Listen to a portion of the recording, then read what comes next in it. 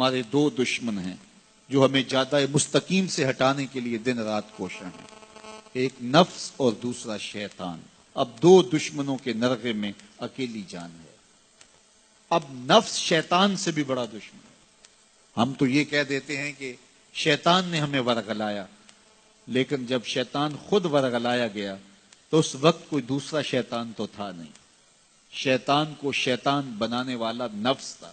اس نے سر اٹھا کے اندر سے کہا تھا نا، انا خیر منہ، میں بہتر ہوں، خلقتنی من نار وخلقتہ من طین، تو نے آدم کو مٹی سے اور مجھے آگ سے بنایا، آگ افضل ہے، مٹی مفضول ہے، لہذا افضل مفضول کو سجدہ کیسے کرے؟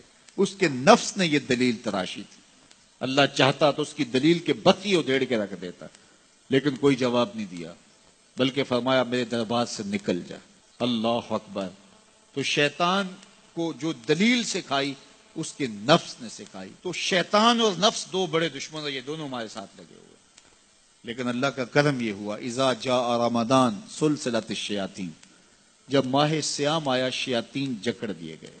آج یہ مسجدوں کے در کشادہ ہو گئے ہیں، پھاٹک کھل گئے ہیں، لوگوں کا ہجوم یہ شیطان کے بن جانے کی وجہ سے۔ لیکن اس کے باوجود مہنگائی ہے، اس کے باوجود جو ہے وہ ذخیرہ اندوزی ہے، اس کے باوجود نظر کی بدکاریاں ہیں، خیالوں کی آوارگیاں ہیں، کم تولا جا رہا ہے، کم ناپا جا رہا ہے، اور بہت سارے گناہ بھی موجود ہیں۔ تو جب شیطان بند گیا تو یہ گناہ کیوں ہیں؟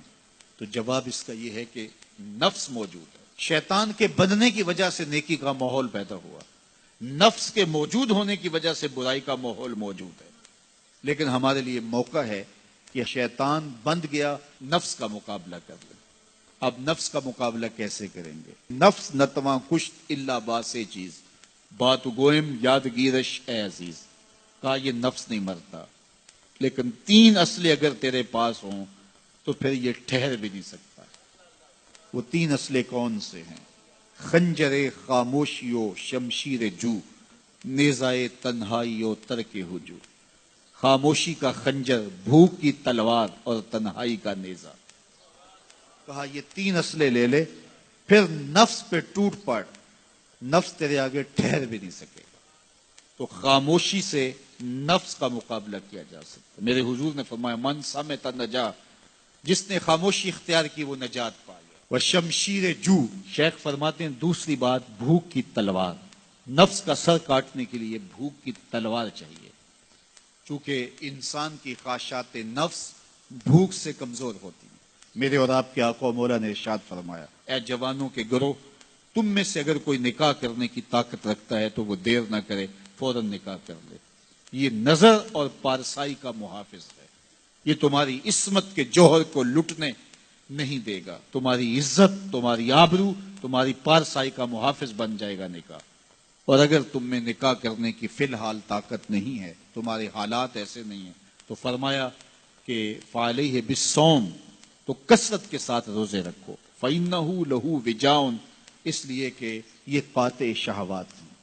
تو بھوک سے نفس کی تہذیب ہوتی ہے، بھوک سے خواہشات نفس مٹتے ہیں، آرزویں کم ہوتی ہیں۔ اس لیے ہمیں بالخصوص جوانی کی عمر کے اندر نوجوانوں کو کثرت کے ساتھ روزے رکھنے کی تلقین کرنی چاہیے، تاکہ وہ اپنی اس عمر کو، اپنی جوانی کو کہیں غلیظ نہ کر بیٹھیں، اور اپنی جوانی کے تقدس کو، عصمت کے جوہر کو کہیں برباد نہ کر بیٹھے۔ یہ سب سے قیمتی سرمایہ ہے کسی شخص کا کہ اس کی عصمت کا جوہر پاکیزہ رہے۔ اگر یہ جوہر لٹ گیا تو پھر اس کے باطن کا چہرہ مسخ ہو گیا، اس کے اندر کی دنیا لٹ گئی، اس کے پلے کچھ نہ رہا اگر اس کی عصمت ہی محفوظ نہ رہی۔ تو عصمت کی حفاظت کے لیے کثرت کے ساتھ روزے رکھنے کی تلقین کی گئی۔ تو کہا کثرت کے ساتھ روزے رکھو، یہ تمہارے لیے قاطع شہوات ہوں گے اور تمہارے نفس کی تہذیب کا ایک مؤثر ذریعہ ہوں گے۔ اور تیسری چیز ارشاد فرمائی، خنجر خاموشی و شمشیر جو، نیزائے تنہائی و ترک ہجو، تنہائی کا نیزہ۔